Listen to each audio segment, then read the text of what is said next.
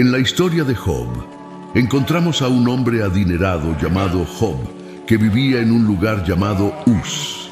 Tenía una gran familia y muchos rebaños.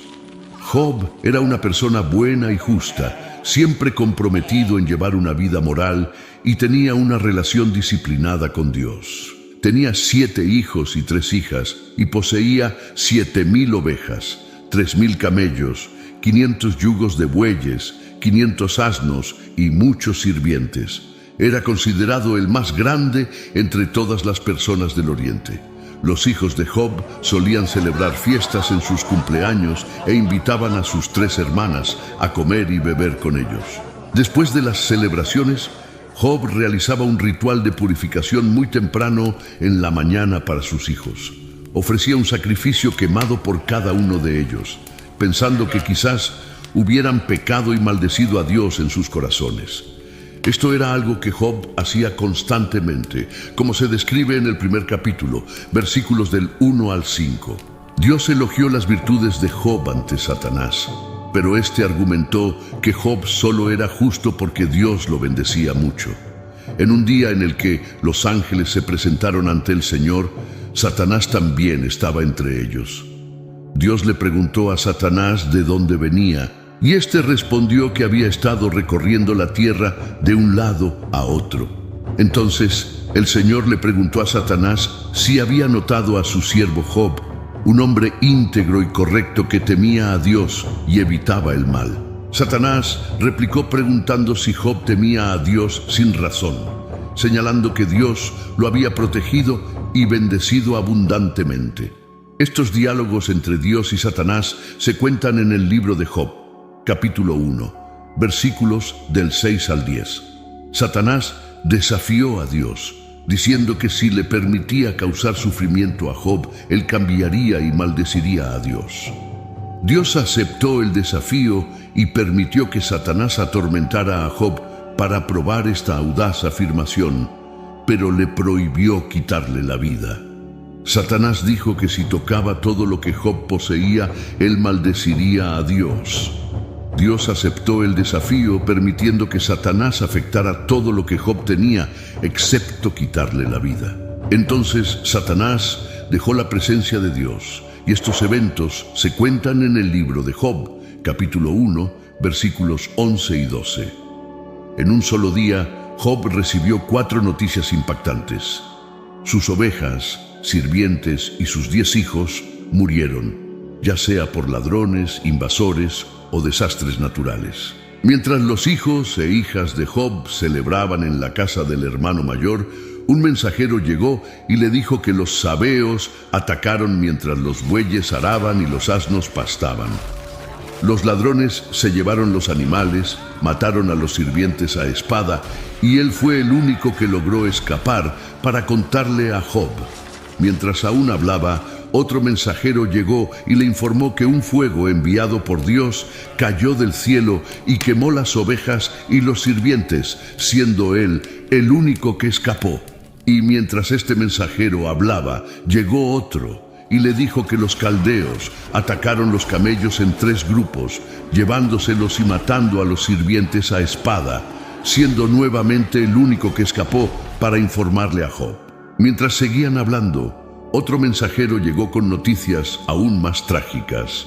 Les dijo a Job que sus hijos estaban celebrando y bebiendo en la casa del hermano mayor, cuando un fuerte viento del desierto golpeó la casa desde todos lados y se derrumbó sobre ellos, causando su muerte. Él fue el único que escapó para contarle a Job. Estos eventos tristes están escritos en el libro de Job, capítulo 1, versículos 13 al 19. Job, en su dolor, rasgó sus ropas y se rapó la cabeza. A pesar de todo, siguió alabando a Dios en sus oraciones. Se postró en el suelo y adoró, diciendo: «Entré desnudo al mundo, y desnudo partiré. El Señor me dio, y el Señor me quitó. Bendito sea el nombre del Señor». En medio de todo esto, Job no pecó ni culpó a Dios de nada. Esta respuesta de Job se encuentra en el libro de Job, capítulo 1, versículos 20 al 22. Satanás aparece nuevamente en el cielo, y Dios le permite probar a Job otra vez. Esta vez, Job sufre terribles heridas en la piel. Su esposa trata de convencerlo de maldecir a Dios y renunciar a la vida, pero él se mantiene firme y trata de soportar su sufrimiento. Hay dos historias entrelazadas, una celestial y otra terrenal. Los eventos en la tierra son el resultado de lo que ocurrió en el cielo, similar a la guerra en la tierra que sigue a un conflicto celestial, como se describe en el libro del Apocalipsis. Luego, 3 amigos de Job, Elifaz, Bildad y Zofar, llegan para consolarlo. Se sientan con él en silencio por 7 días, mostrando respeto por su dolor. Job finalmente habla en el 7º día, comenzando un diálogo en el que cada uno de los 4 hombres ofrece descripciones poéticas de sus problemas. Job lamenta el día en que nació, comparando la vida con la luz y la muerte con la oscuridad. Job expresa el deseo de nunca haber nacido y siente que la vida solo le causa más dolor. Elifaz responde sugiriendo que Job, que antes consolaba a otros, ahora admite que nunca entendió realmente el sufrimiento ajeno. Elifaz concluye que el dolor de Job debe ser consecuencia de algún pecado que él cometió y le recomienda buscar el favor de Dios. Bildad y Zofar están de acuerdo en que Job debe haber hecho algo mal para merecer el castigo divino. Argumentan que Job debería demostrar un comportamiento más inocente. Bildad sugiere que los hijos de Job trajeron la desgracia sobre sí mismos, mientras que Zofar insinúa que cualquier error de Job merecería aún más dolor del que ha experimentado. Job responde a cada uno de estos comentarios, molesto al punto de llamar inútiles a sus amigos, a quienes compara con médicos que enmascaran su ayuda con mentiras. Job dice que ha escuchado y entendido lo que sus amigos saben y que no es inferior a ellos. Sin embargo, él desea hablar con Dios y discutir su situación. Job acusa a sus amigos de difamarlo con mentiras y los llama médicos inútiles. Estos eventos se relatan en el libro de Job, capítulo 13, versículos del 1 al 4. Job se pregunta por qué Dios juzga a las personas según sus acciones, cuando podría corregir o perdonar fácilmente esos actos. Está confundido sobre cómo un ser humano puede satisfacer completamente la justicia de Dios, ya que los caminos de Dios son misteriosos y más allá de la comprensión humana. Además, los humanos no pueden convencer a Dios con palabras. Él no se deja engañar. Job admite que ni siquiera sabe lo suficiente como para defender su caso ante Dios. Job anhela a alguien que pueda mediar entre él y Dios para que no sea condenado al inframundo. Cree que hay un testigo o redentor en el cielo que atestiguará su integridad, como expresa en el capítulo 19, versículo 25. Sé que mi Redentor vive y que al final se levantará sobre la tierra. También menciona en el capítulo 16, versículo 19, ahora mismo mi testigo está en el cielo, mi abogado está en las alturas. El sufrimiento se vuelve insoportable para Job y se siente amargo, ansioso y asustado. Lamenta la injusticia de Dios al permitir que personas malas prosperen mientras él y otras personas honestas sufren. Quiere enfrentarse a Dios y protestar, pero no puede encontrarlo físicamente. Piensa que la sabiduría está oculta de la humanidad, pero decide perseguirla, temiendo a Dios y evitando el mal. Finalmente, Dios interviene en el diálogo divino de la primera ronda. A lo largo de los discursos de Job, pidió a Dios 36 veces que hablara con él, y ahora su deseo se cumple. En las 2 ocasiones en que Dios habla con Job, lo hace en medio de una tormenta, y hay algo gracioso en cómo Dios se dirige a él. Dios le recuerda a Job que él es el creador de todo, repasando su increíble labor de crear y sostener el mundo, y le pregunta a Job si podría hacer algo similar. Dios termina preguntándole a Job si está en posición de juzgar, y le dice que es atrevido pensar que Dios debería explicarse ante él. Job se siente muy pequeño, Finalmente Job responde diciendo que es indigno y que no puede contestar. Reconoce que habló una vez, pero no tiene respuesta, y habló 2 veces, pero no dirá nada más. En el segundo encuentro, Dios no habla sobre sí mismo como creador, sino que menciona 2 de sus criaturas, el hipopótamo, Behemoth, y el cocodrilo, Leviatán. El discurso tiene un tono humorístico, ya que Dios pregunta a Job sobre sus pensamientos acerca de estas impresionantes bestias, como si tuvieran las respuestas a los grandes problemas de la vida. Job es recordado de que no puede entender a Dios, ni al mundo animal, y mucho menos al mundo moral. El punto principal de Dios es: ¿por qué estás tratando de discutir conmigo? Job responde reconociendo que Dios es omnisciente y que ninguno de sus planes puede ser frustrado. Ahora se da cuenta de que cuestionar a Dios fue totalmente inadecuado. Se desprecia y se arrepiente en cenizas y polvo. Aunque el encuentro con Dios humilla a Job, aborda el núcleo del problema de Job al reconectar con Dios. Este diálogo ofrece un clímax magnífico e inesperado para el libro. En el epílogo, el texto cambia de poesía a prosa cuando Job comprende que no debe culpar a Dios por lo que le sucedió.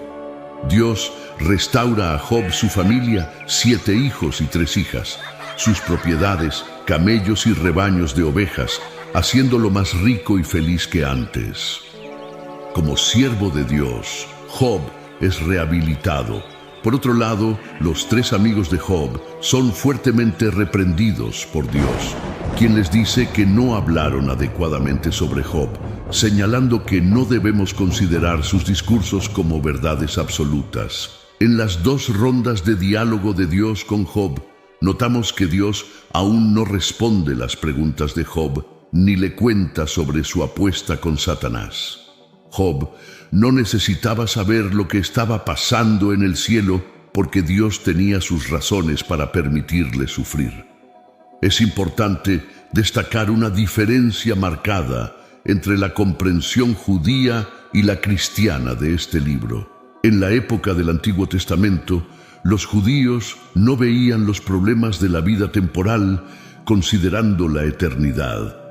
Sentían que la justicia de Dios debería ser evidente en esta vida, ya que tanto las personas buenas como las malas iban al mismo lugar después de la muerte, llamado Seol, donde los espíritus descansan en una existencia sombría. Por otro lado, los cristianos tienen una perspectiva diferente sobre el sufrimiento actual. Ven la visión más amplia del cielo a través de la obra de Cristo. El sufrimiento en este mundo es insignificante en comparación con la vida que nos espera en el cielo. Por lo tanto, solo hay sugerencias ocasionales de la vida después de la muerte a lo largo del libro de Job. Job menciona en un momento que encontrará a Dios después de su muerte, pero esto no es un tema recurrente en el libro y no tiene idea de cómo sucederá. El libro de Job tiene 2 tramas principales, la celestial y la terrenal. Comienza con la trama celestial, la reunión de Dios en el cielo con Satanás. Satanás, un ángel cuya función era informar sobre pecados, era el acusador de Dios que viajaba por la tierra para informarle sobre la conducta de los seres humanos. En la época de Job, Satanás se volvió tan cínico que no creía que alguien pudiera amar a Dios por Dios mismo. Pensaba que las personas solo amaban a Dios por lo que Él podía darles. Esto lleva a un debate entre Dios y Satanás, donde este último argumenta exactamente eso. Dios le pregunta a Satanás si ha encontrado a alguien como Job en sus viajes, alguien que lo ame por lo que es, no solo por las bendiciones que ha recibido, y Dios afirma que Job lo ama genuinamente. La respuesta de Satanás es sarcástica. Argumenta que si Dios quita las bendiciones de Job, él blasfemaría contra Dios, al igual que cualquier otra persona. Esto da lugar a una especie de apuesta divina. La tensión es clave en cualquier buen drama. Job no sabe acerca de esta apuesta divina, pero el lector sí. La prueba sería inútil si Job lo supiera.